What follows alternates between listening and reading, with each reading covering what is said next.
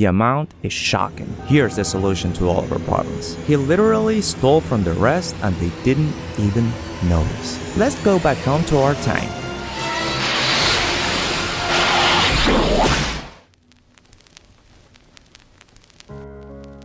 Hi everyone, Dan here.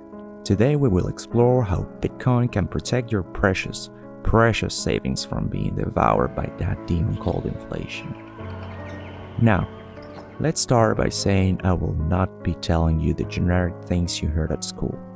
Also, governments don't really like to see people talking about this side of the argument, so in case YouTube doesn't really like me saying what I'm about to say, I ask you to please click that like button as a tribute for the YouTube gods. Now, for those who don't know, inflation is the concept that as more money gets into the economy, the already existing money loses value in terms of what it can buy. Up next, we will see what is inflation, what really causes it, how this will affect you, and the solution to it all. Stay until the end where I'll give you the last warning in case you think this will not negatively affect you. Spoiler alert, it will.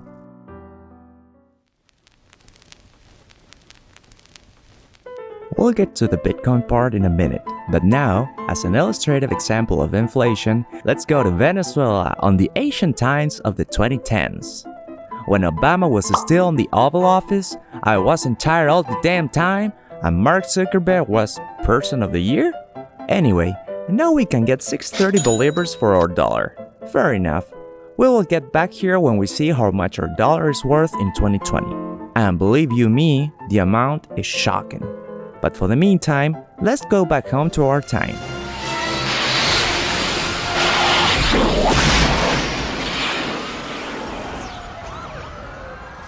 Oh, I forgot.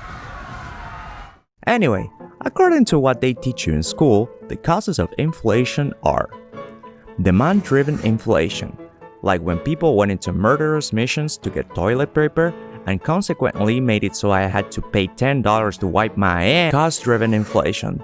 This is when the prices go up because the cost went up. Pretty straightforward. Built-in inflation. This happens when prices of items go up so people demand more money to pay for those items, causing the items to go up in price again, causing people to demand more money again, and so on and so forth. Now, that's the official story, right? But check this out. It basically blames everyone but the government and central banks for the rise in prices. Increased demand is the fault of those evil store owners who overcharge for toilet paper. Increased product cost is the fault of gas or anything else going up. Built-in inflation, they're literally saying inflation is your fault for demanding a higher salary. Comment down below a smiley face if you think your government sucks ass, eats dick, and should burn in fucking hell. Also, don't forget to subscribe. The YouTube algorithm is getting really aggressive lately. Instead of that, let's take the hypothetical country where there's only 5 chairs and only 5 people, each with $1. Here, logically, a chair would be equal to $1. If by working together they make 5 more chairs, then automatically their dollar would be worth 2 chairs. But what if the opposite was true? What if one person learns how to perfectly counterfeit dollars and doubles the amount of money? Then you would need $2 to buy a single chair. But since there's one person who has $6, he can now buy 3 chairs. He literally stole from the rest and they didn't even notice. Now, change the 5 chairs for all the goods and services, change the 5 people for, well, everyone, and finally, change the one who counterfeits money to the one who can print all the money he pleases. Quantitative easing is a fancy word they use to disguise they're stealing from you in front of your eyes, while many of the uninformed cheer them for that. So, they make the money printer go brrr to reactivate the economy.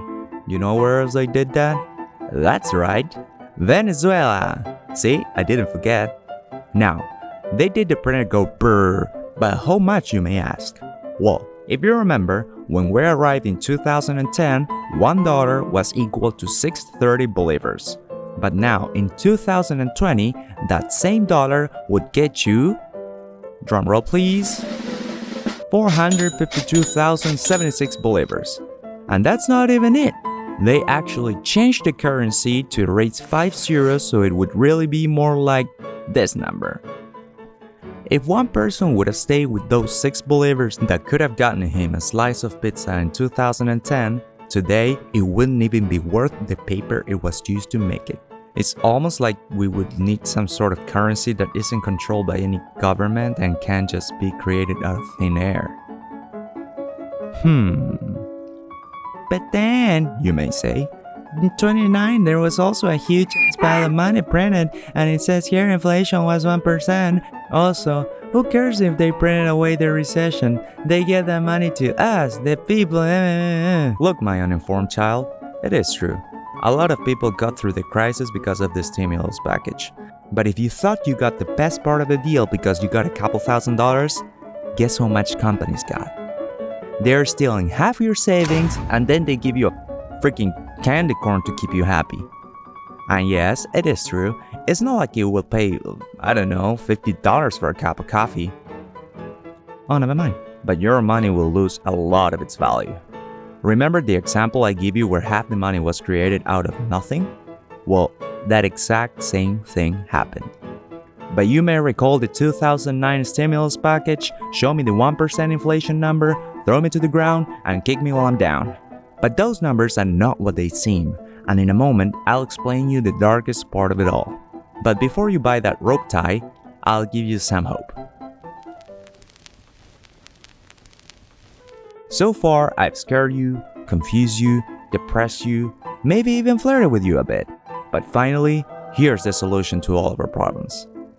After the last economic collapse, legend says one hacker, or a group of hackers depending on your version of the story, released Bitcoin. Bitcoin was the first cryptocurrency that was not controlled by any government or company and had the clever design that made it so only 21 million Bitcoins could ever exist. This design made it become more valuable as more people used it, becoming a currency that increased in value over time, not decreasing. When Bitcoin was first released, it was worth pennies. Within its first year, it was trading at around $3, and now it's worth over $11,000. What we will see in the following years is the continuous growth of Bitcoin, but part of that growth is just an optical illusion as your currency sinks. No one knows how high it will go, but on the conservative end, analysts predict it to stabilize on the $50,000 range.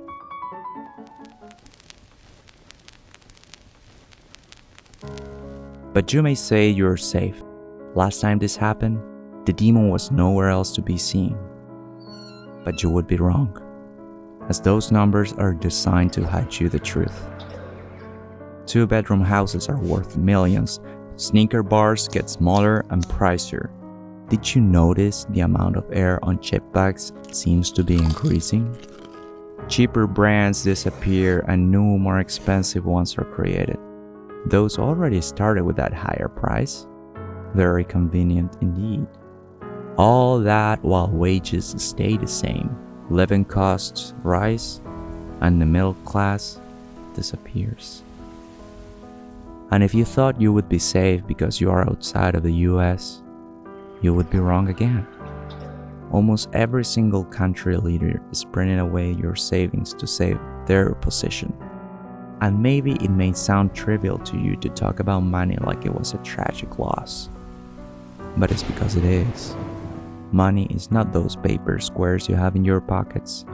It's the goods that people created. It's the effort they put into them. It represents your sweat and tears. It's that time you had to stay late, or that time you had to cover that shift. All that lifetime drained from you that you won't ever get back. While some cheer for the leaders to steal from everyone, maybe you can wake up from that trance they put you in, and maybe, just maybe, save yourself before it's too late.